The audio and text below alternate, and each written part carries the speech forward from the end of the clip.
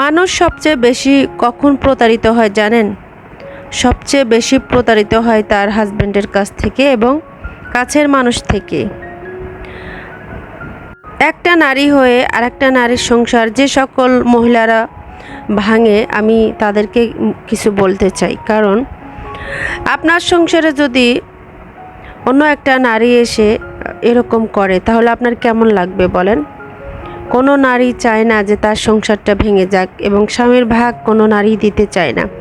কিন্তু যে সকল নারীরা খারাপ, যাদের কোনো ঈমান নাই, তারা নিজে তো সংসার করতে পারে না, সাজানো গোছানো সংসারের মধ্যে যে অন্যের স্বামী নিয়ে কাড়াকাড়ি করে, আমি তাদেরকে ধিক্কার জানাই। আমি বলতে চাই তাদের এ দুনিয়ার উপরই গজব পড়ুক। কারণ যে নারী সংসার করে, যার সংসার আছে, বাচ্চা কাচ্চা আছে, সংসারটা ভেঙে যায় চোখের সামনে, সেই বুঝে যে এর কষ্ট কেমন। এছাড়া স্বামীটাও হারিয়ে যায়। তো এটা যে কতটা একটা জ্বালা, মানে কতটা কষ্টের, যার সাথে এগুলো হয় সেই বুঝে। তো আসলে নিজের সংসারটা, আমি বলতে চাই সব হাজব্যান্ড এবং ওয়াইফেরই কিন্তু দায়িত্ব আছে বাঁচানো। সংসার ভাঙাটা এটা মোটেও ভালো না। যতক্ষণ পারেন, যেভাবে পারেন স্যাক্রিফাইস করবেন এবং সংসারটা টিকে রাখার চেষ্টা করবেন। হ্যালো এভরিওয়ান, আসসালামু আলাইকুম। কেমন আছেন সবাই? আমি স্বপ্ন বলছি চট্টগ্রাম থেকে, কাছে দূরে, দেশ এবং দেশের বাইরে থেকে, যে যেখান থেকে আমার এই ব্লগটি দেখছেন। আই হোপ সবাই ভালো আছেন, সুস্থ আছেন। প্রতিদিনের মতো আরেকটি ব্লগ শুরু করে দিলাম। আমি আশা রাখি আপনাদের কাছে ভালো লাগবে। তো এখন যেহেতু দুপুরবেলা আর সকালে নাস্তা তো হয়ে গেছে, তো এখন আমি একটু রান্না বান্না করে নিচ্ছি। ছোট মাছ শুটকির তরকারি রান্না করলাম। তো আমরা নারীরা আসলে সকাল থেকে রাত পর্যন্ত কোনো স্বস্তি নাই। আর আমার যেহেতু কোনো হেল্পিং হ্যান্ড নেই, তো নিজের কাজগুলো নিজেই করতে হয়। কাজ করতে করতে অনেক সময় টায়ার্ড হয়ে যায়, তারপরও কি আর করার, নিজের সংসারের কাজগুলো ভালোবেসে করে থাকি। ভালো লাগে তাই করি। আসলে ভালোবাসা এবং ভালো লাগা না থাকলে সংসারে কোনো কাজ করতে ইচ্ছে করে না। তো আমার মনে হয় যে নারীরা সংসার বেশি ভালোবাসে, সাজিয়ে গুছিয়ে রাখে, সেই নারীদেরই কপালে বেশি দুঃখ থাকে। তাদেরকে অনেকে হিংসা করে যে সে সুন্দর করে সংসার করতেছে, আমি কেন পারতেছি না, যাদের হাজবেন্ড নাই বা যাদের সংসার নাই। তো আমার মনে হয় যে এসব হিংসা না করে বা সংসার না ভেঙে আপনি হালালভাবে আপনি একটা লাইফ পার্টনার বেছে নেন। আপনি অন্যের স্বামী নিয়ে কেন কাড়াকাড়ি করবেন? এটা কি কোনো হাদিসে আছে? সব নারীরাই সমান না, সব পুরুষরাই সমান না। এই সব কিছু দেখে আসলে মানুষের প্রতি যে একটা বিশ্বাস, ভালোবাসা, এগুলা না আসলে করতে ইচ্ছা করে না। তো দুই একটু খারাপ নারীর কারণে ভালো নারী যারা আছে তাদের উপর থেকেও বোন উঠে যায়। ছেলেরাও তাই, দুই একজন খারাপ ছেলের কারণে আর বাকি যারা আছে তাদের উপর থেকে আসলে বিশ্বাসটাই উঠে যায়। যাই হোক, কিছু বাজার সদাই আনা হয়েছিল, সেগুলো আমি একটু গুছিয়ে নিচ্ছি।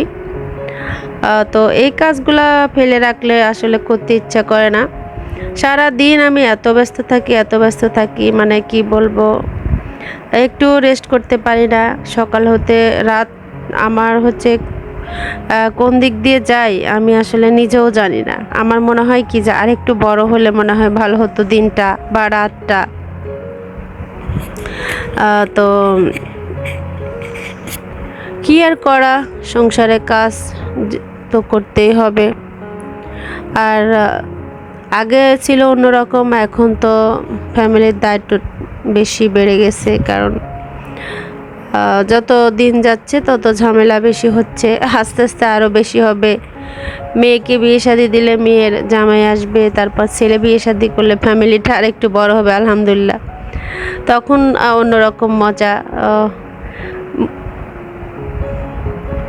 মনে হয় যে আমরা নারীরা কোনো এক সময় রিল্যাক্স থাকবো বা স্বস্তি পাবো, কিন্তু কোথায় রিল্যাক্স বলেন? এটা থেকে আসলে আমার মনে হয় না কোনো মুক্তি পাওয়া যাবে। যতদিন বেঁচে আছি ততদিন এই সংসারের এই যে সার্ভিস, এগুলো আমাদেরকে করতেই হবে। তো বাসায় হচ্ছে মিশ্রি, তারপরে গুড়, তার বাদামগুলো দরকার ছিল, ফুচকা, তো অনেক বাজার সদাই কিন্তু আমি গুছিয়ে নিলাম।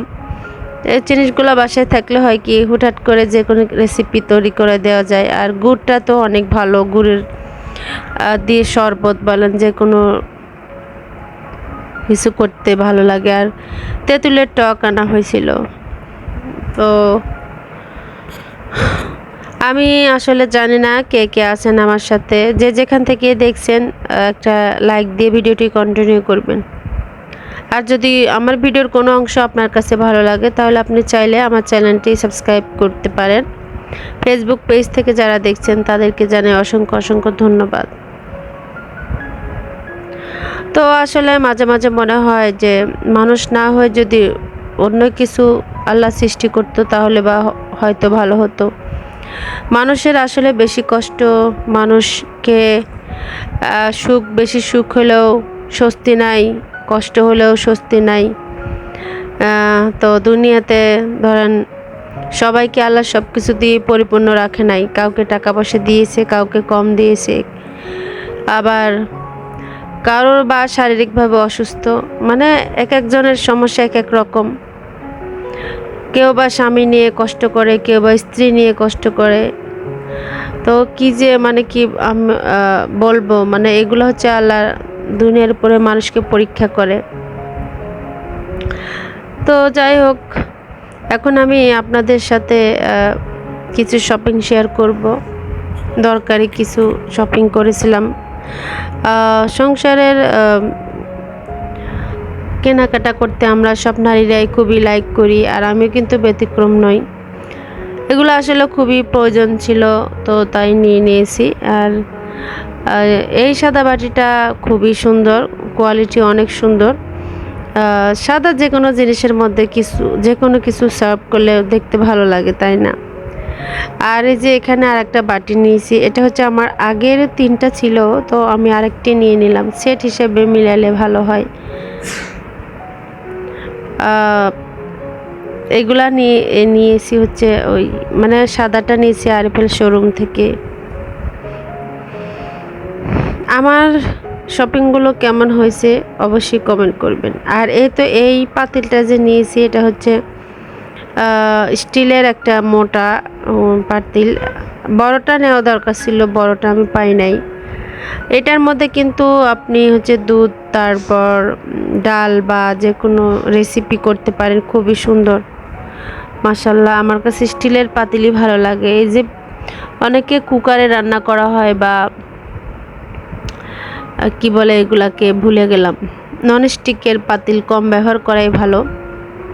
তো আমরা তো এখন খুবই স্মার্ট হয়ে গেছি, ননস্টিকের পাতিল ছাড়া রান্না করতে পারি না।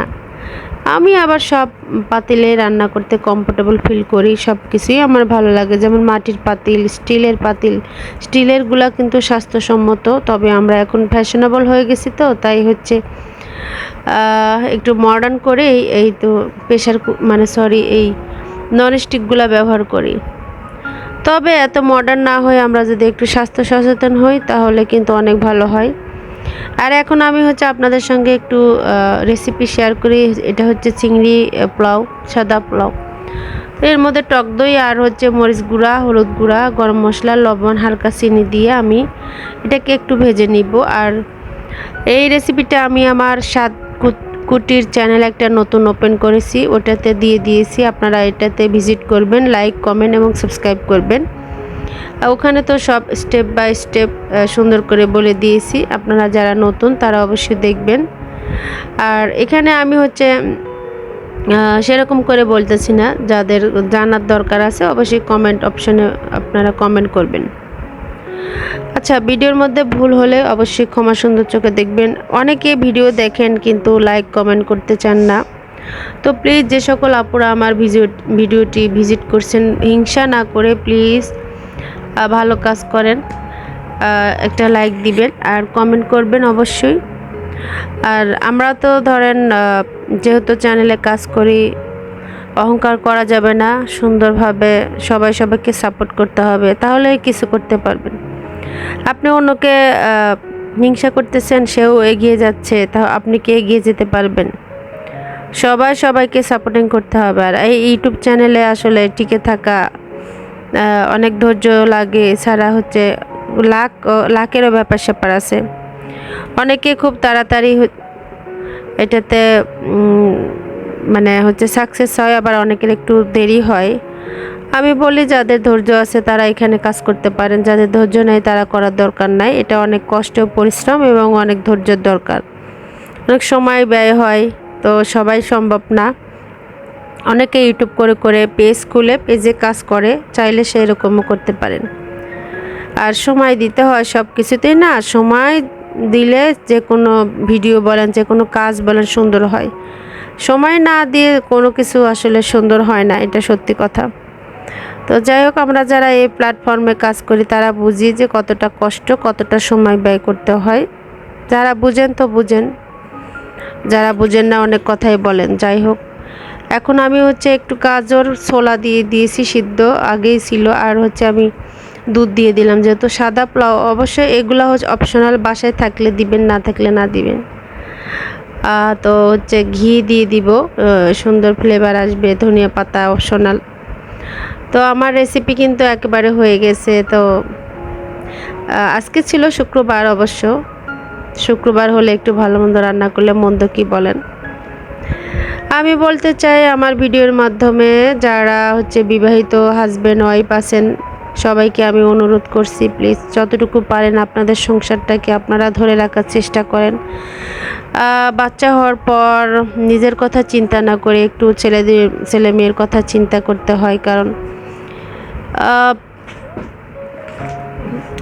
আপনার জীবনের বেশিরভাগ সময় তো চলে যায়, কিন্তু বাচ্চাদের প্রবলেম হয় অনেকটা, তারা ঝুঁকিতে থাকে, তাই বলছি। তো যাই হোক, আমার রান্না বান্না হয়ে গেছে, আমি টেবিলে সুন্দর করে সার্ভ করে দিয়েছি। আমি সবসময় সুন্দর করে পরিবেশন করতে পছন্দ করি এবং আমার ফ্যামিলিকে খাওয়াতে পছন্দ করি, মানুষকে ভালোবাসি, মানুষকে খাওয়াতে পছন্দ করি। আমি হচ্ছে এখন আরেকটি রেসিপি শেয়ার করছি, এটা হচ্ছে কি বলে ভুলে গেলাম, জর্দা। জর্দা করব, এটাকে মালাই জর্দা বলে। হ্যাঁ, তো মালাই জর্দা প্রায় সময় বানানো হয়, আমার কাছে ভালো লাগে খেতে। আর আমি আমার মতো করে রেসিপি করি। কনডেন্স মিল্ক দিলাম, তারপর দুধ তো আছেই। তো যাই হোক,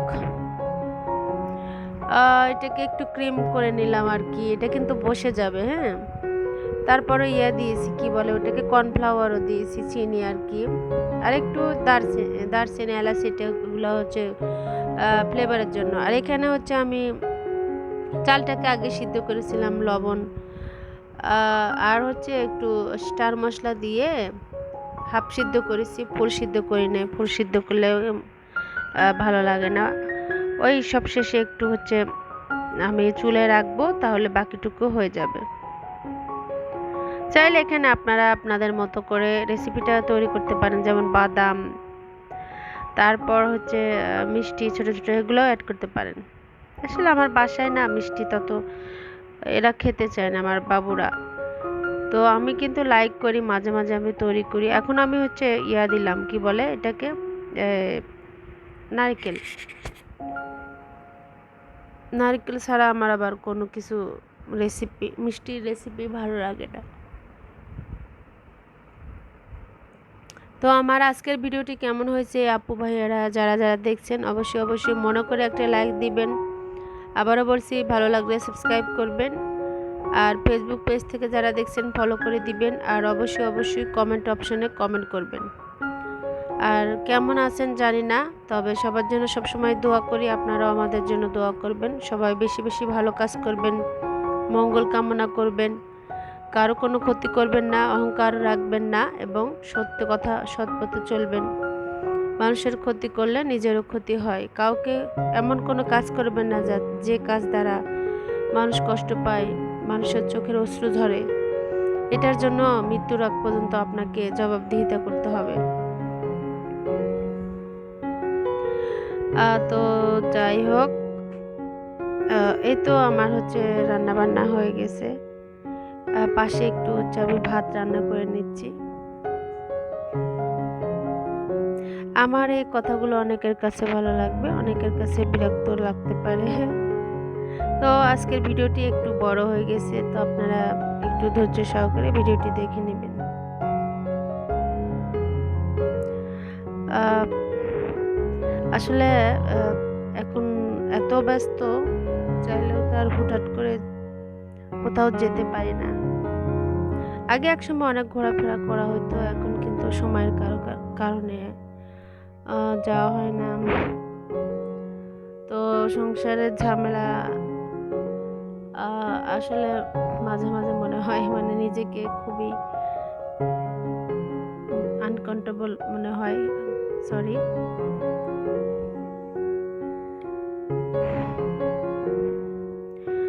তো এই তো আমার রেসিপিটা কিন্তু হয়ে গেছে।